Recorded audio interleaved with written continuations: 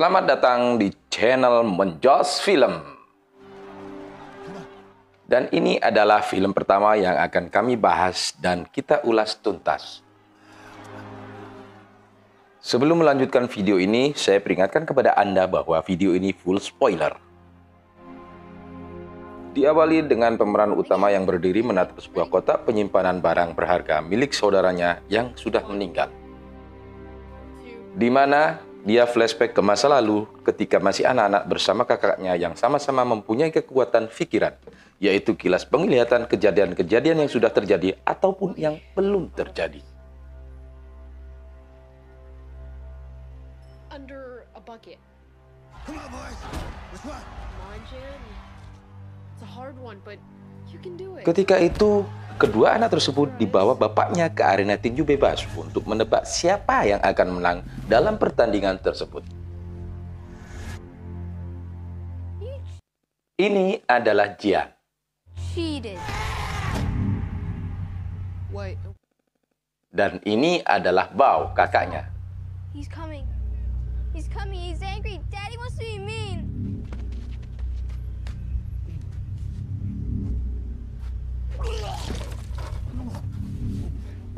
Dan ini adalah bapaknya. Boy. Walaupun dalam film ini bapaknya cuma keluar dalam Come out here, boys. sebentar saja.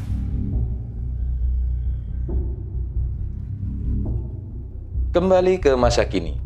Jian yang dari tadi melihat kotak penyimpanan kakaknya mencoba memeriksa isi dari kotak tersebut. Mulai dari boneka kecil, paspor, dan keikat ruangan sebuah perusahaan yang bernama Vortex. Dan inilah Inside. Film pun dimulai.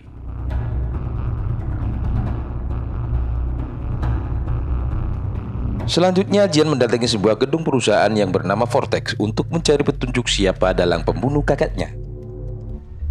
Dengan menyelinap dengan santai, Jian langsung menghajar penjaga dengan mudah dan memakai pakaiannya untuk menyamar.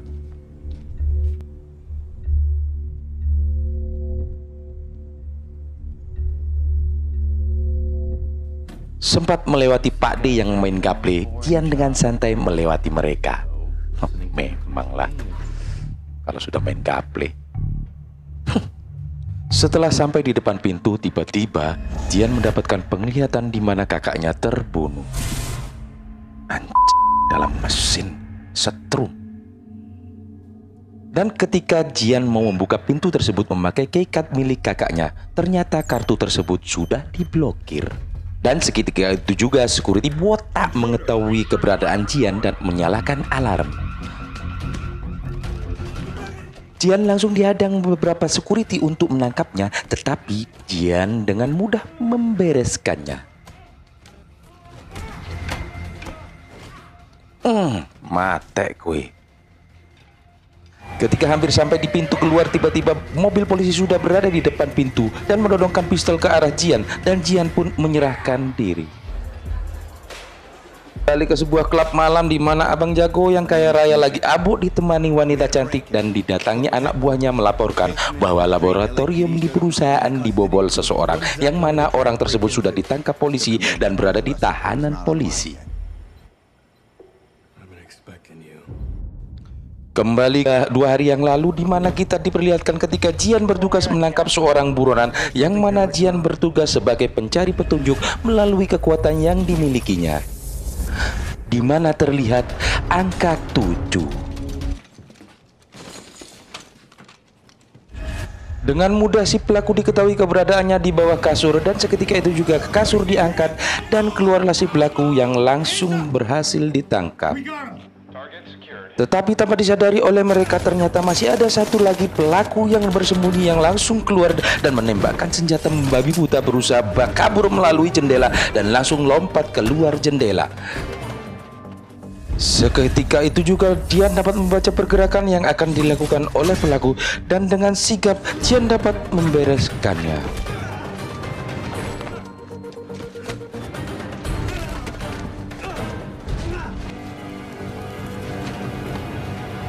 Lanjut, Di kamarnya Jian sedang cuci muka, di mana ketika bercermin tiba-tiba dia mendapatkan penglihatan bahwa saudaranya Bao yang lagi di California terlihat mengerang kesakitan.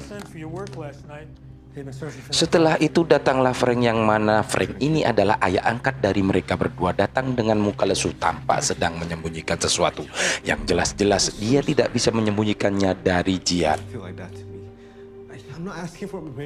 Mengetahui Bao sudah meninggal, Jian memaksa izin terhadap Frank untuk menyelidiki penyebab kematian saudaranya.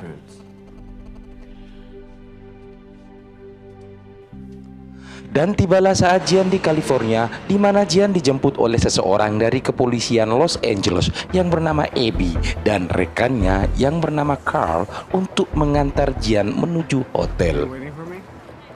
Sorry? Oh, hi, Detective Lerner.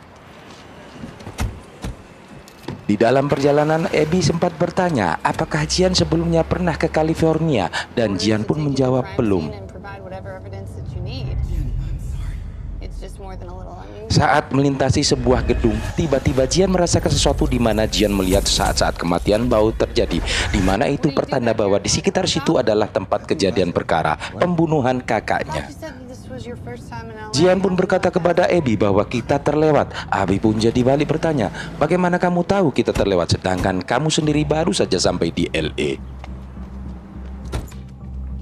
Mereka pun tiba di hotel di mana Bao bertempat tinggal, dan ketika diketemukan sudah tidak bernyawa, dan seketika itu juga Jian men-scan seluruh tempat guna mencari petunjuk dengan kekuatan yang dimilikinya tanpa diketahui oleh Abby dan rekannya.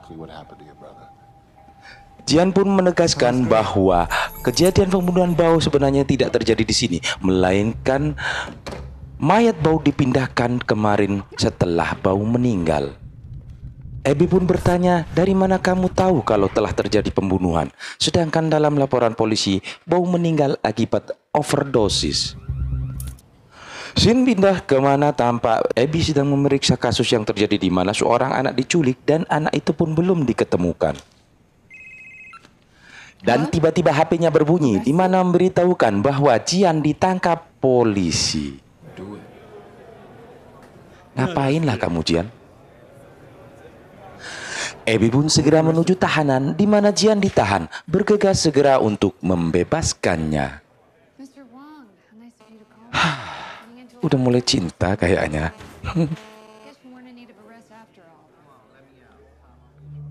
Di perjalanan, Jian mendapat penglihatan bahwa pembunuh kakaknya berada di sebuah klub malam di dekat situ. Sontak Jian pun langsung turun dari mobil, dan Abby pun langsung dengan kesal mengikutinya. Dan terjadilah perkelahian kecil dengan pihak keamanan klub tersebut, dan tentunya dimenangkan oleh mereka. Dan Jian pun bergegas pergi. Beralih ke Frank yang lagi ditelepon Jian, menyampaikan bahwa Jian tidak bisa pulang dulu karena Jian sedang menyelidiki siapa di balik pembunuhan kakaknya. Dan Jian meminta tolong kepada Frank supaya datang ke LA. Terlihat Abang Jago menganalisis rekaman CCTV ketika Jian berantem di klub dan mengatakan kepada anak buahnya untuk memancing Jian supaya datang ke laboratorium perusahaan miliknya. Di tempat lain, sang kapten polisi atasan Abi didatangi dua orang FBI menyatakan bahwa Abi tidak lagi boleh menyelidiki kasus yang sedang ditangani karena ditakutkan karena orang yang berhubungan dengan kasus tersebut adalah orang yang sangat berbahaya. Abi pun dipanggil oleh sang kapten dan diperintahkan untuk cuti dari pekerjaannya dengan meninggalkan senjata dan lencananya di depan sang kapten. Dengan perasaan kecewa, Abi pun menanggalkan senjata dan lencananya di depan sang kapten.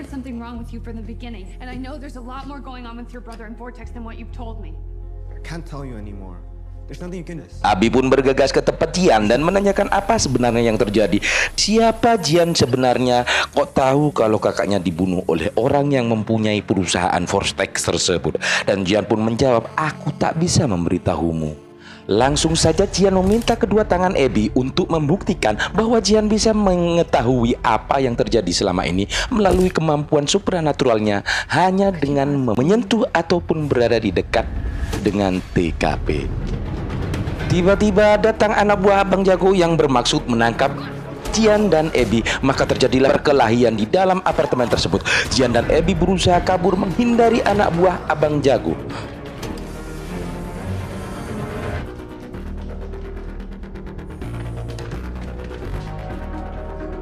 Mereka terus dikejar oleh anak buah Abang Jago dan Abang Jago memerintahkan menangkap Jian dan Abby hidup-hidup.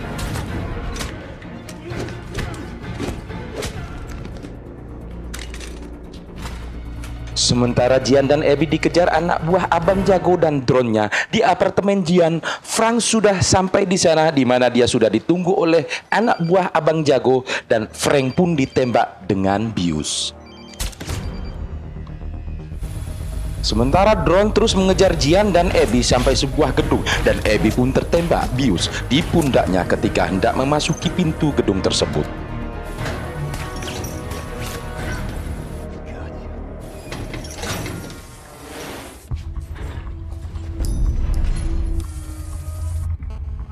Jian terus menggendong Abby yang pingsan akibat terbius dan berusaha mencari tempat yang aman untuk bersembunyi.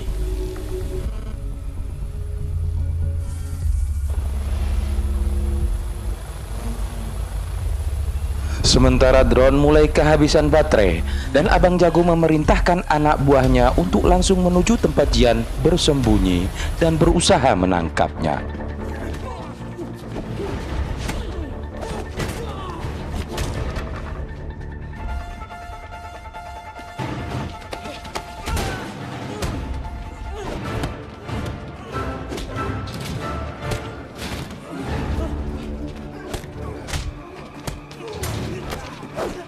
Untuk terus berusaha kabur dari kejaran anak buah Abang Jago, Jian menyuruh Abby untuk lompat di mana di bawah terdapat tumpukan gelembung plastik yang niscaya akan bisa menyelamatkannya dari ancaman cedera serius.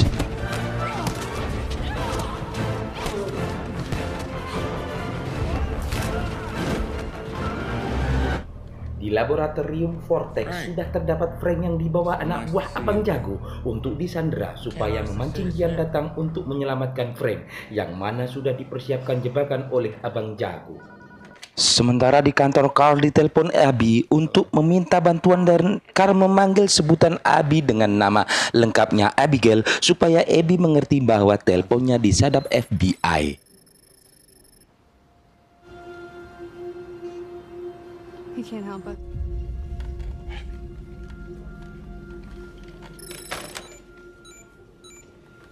That wasn't long enough. Mengetahui itu, sang kapten yang sebenarnya melindungi anak buahnya itu memerintahkan Carl untuk pergi diam-diam membantu Abby dan Jian. Terlihat Frank sudah diletakkan di sebuah alat yang dimana alat itu yang menyebabkan kematian Bao, kakak Jian, untuk sekedar menyiksa Frank. Beralih di luar, Abby berusaha memancing penjaga untuk beralih perhatiannya sehingga memudahkan Abby dan Jian memasuki gedung tersebut.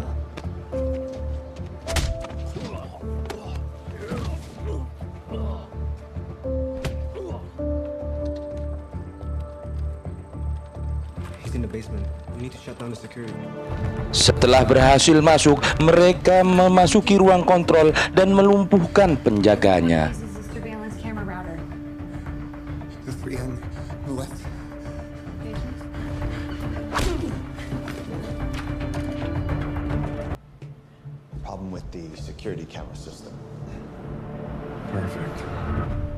Mengetahui mereka telah terpancing, Abang Jago memerintahkan anak buahnya untuk bersiap. Wes, tangkaplah kau. So Frank, Jill will be here soon.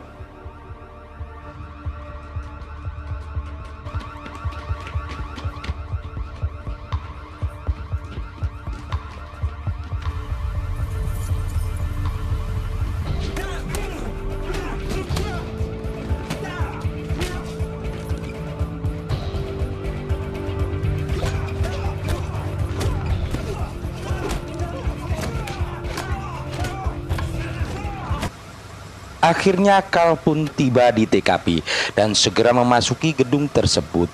yang mana Carl dihalangi security gedung, tetapi setelah Carl menunjukkan rencana, sang satpam pun menyilahkan masuk. Tos lagi. Tiba saat Abby dan Jian telah sampai di mana Frank disekap, dan mereka tidak mengetahui bahwa Abang Jago telah memasang perangkap untuk mereka.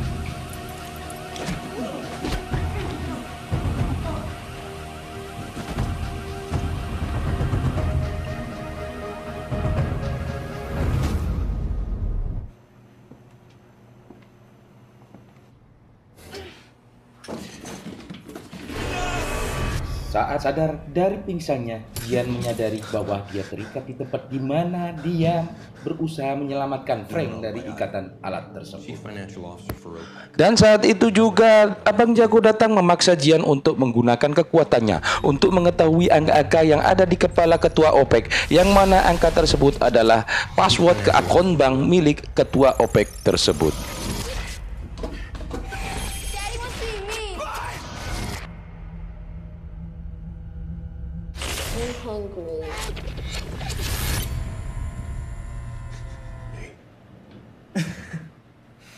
Bukannya memberitahukan apa yang Abang Jago mau, Jian pun menyatakan bahwa polisi datang akan menangkapmu.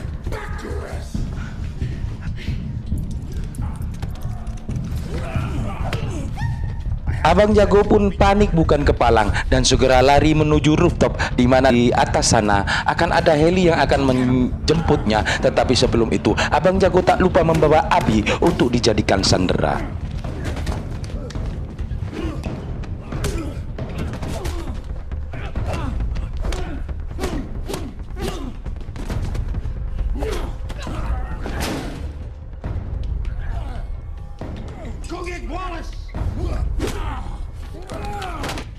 Di atas gedung tampak helikopter telah siap untuk mendarat, dan Abang Jago pun telah tiba di sana.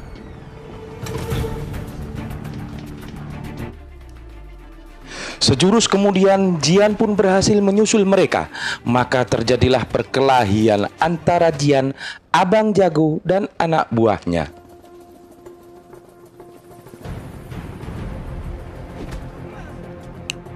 Di awal tampak Jian kewalahan menghadapi Abang Jago, tetapi beberapa saat kemudian Jian teringat akan saudaranya Bao dan membuat semangatnya bertarung menjadi pulih. Dan dengan mudah Jian pun dapat mengalahkan Abang Jago.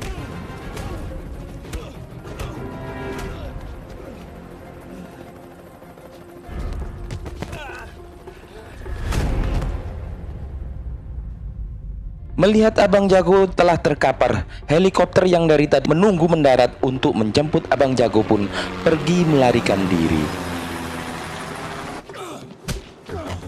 Akhirnya polisi datang ke tempat itu dan menyelesaikan penangkapan atas Abang Jago dan komplotannya.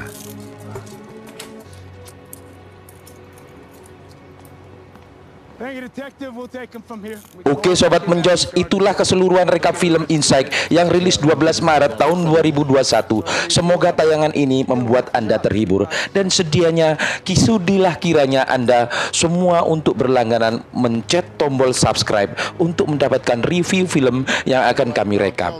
Dan terima kasih atas kesediaannya menonton video sampai sejauh ini. Sampai jumpa dan salam Menjos, bukan tempe.